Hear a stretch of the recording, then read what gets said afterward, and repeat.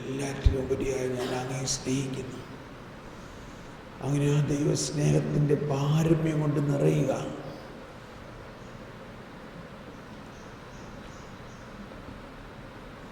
ദൈവം സ്നേഹമാണ്, സ്നേഹമാണ്, സ്നേഹം മാത്രമാണ്. ആ സ്നേഹം നമ്മളിലേക്ക് ഒഴുകണമെങ്കിൽ നമ്മൾ ആ സ്നേഹത്തെ തിരിച്ചറിയണം. ദൈവം എന്നെ എല്ലാറ്റിലും ഉപരിയായി സ്നേഹിക്കുന്നു.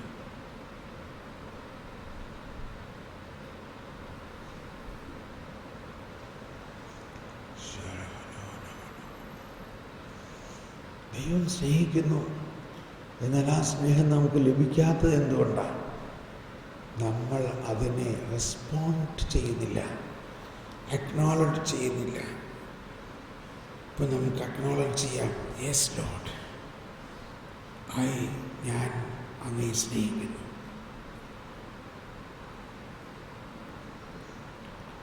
ഞാനും അങ്ങയെ സ്നേഹിക്കുന്നു. Thank you. എല്ലാറ്റിലും ഉപരിയായി ഞാൻ അങ്ങയെ സ്നേഹിക്കുന്നു.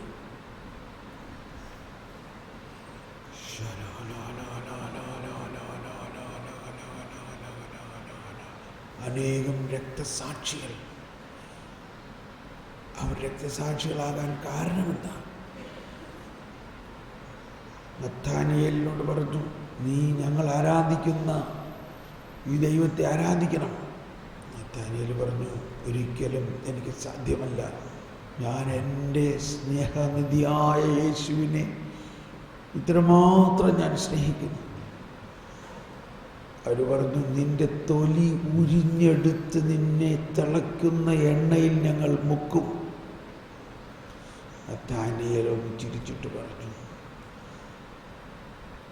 ഞാൻ അതിൽ അഭിമാനിക്കുന്നു. എൻ്റെ ഈശോയെ പ്രതി, എൻ്റെ ഈശോയോടുള്ള സ്നേഹത്തെ പ്രതി ഞാൻ അതിന് തയ്യാറാണ്. നഥാനിയേലിൻ്റെ തൊലി ഉലിഞ്ഞെടുത്തു.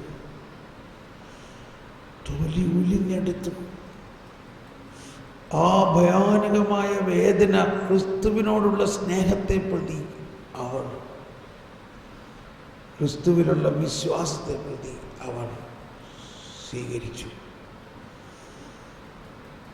നമുക്ക് ക്രിസ്തുവിനോടുള്ള സ്നേഹത്തെ പ്രതിയും വിശ്വാസത്തെ പ്രതിയും എന്തെങ്കിലും ത്യജിക്കേണ്ടി വന്നിട്ടുണ്ടോ? അങ്ങനെ ഉണ്ടാകണം. എന്തെങ്കിലും ഒന്ന് ത്യജിക്കാൻ പറ്റുമോ? ക്രിസ്തുവിലുള്ള സ്നേഹത്തെ പ്രതി, ക്രിസ്തുവിലുള്ള വിശ്വാസത്തെ പ്രതി.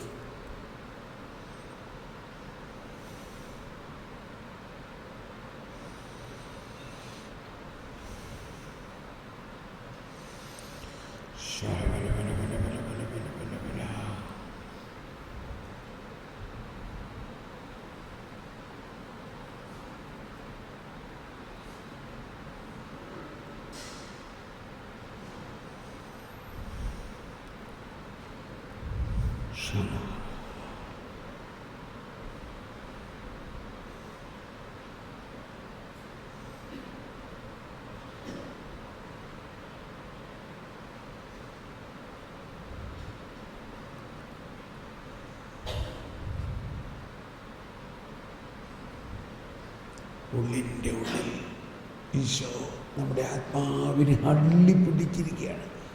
നമ്മളെ അതുപോലെ സ്നേഹിക്കുന്നു. കൂരിരുട്ടാണ്, ഒരു ദർശനമില്ല, ഒരു ചിത്രം അവിടെ കാണണ്ട. ഈശോ ഒരു ചിത്രമായിട്ടല്ല നമ്മുടെ ഉള്ളിൽ, ഈശോ ഒരു വ്യക്തിയായിട്ട് നമ്മുടെ ഉള്ളിൽ ഉണ്ട്. ഇപ്പോൾ ഈശോ ഒരു വ്യക്തിയായിട്ട് നമ്മുടെ ഉള്ളിലുണ്ട്. ആ ഈശോ നമ്മളെ സ്നേഹിക്കുന്നു.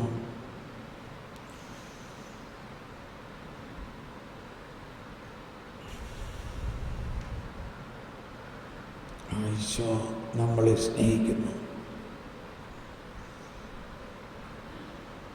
ആ സ്നേഹത്തിൻ്റെ പാരമ്യത്തിൽ നിറയുക.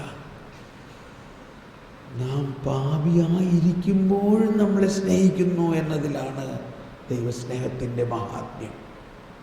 നാം ഒരു നല്ല വ്യക്തിയായിരിക്കും.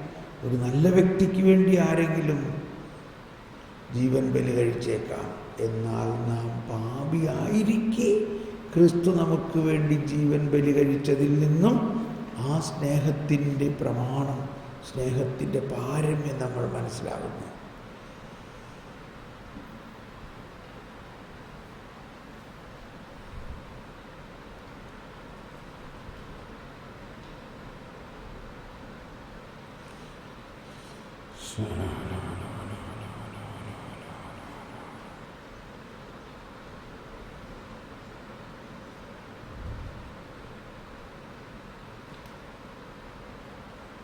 Thank you Jesus. കർത്താവേ നന്ദി. നമുക്കൊന്ന് സ്വതന്ത്രമായി സ്തുതിക്കാം. യേശുവേ നന്ദി, ഈശോയേ നന്ദി, ഈശോയേ നന്ദി, പരിശുദ്ധാത്മാവേ നന്ദി.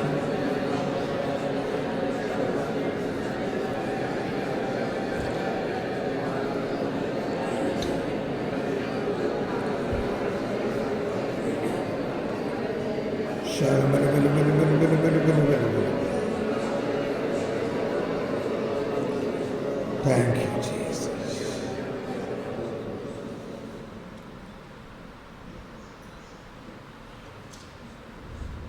നമുക്കിരിക്കാം.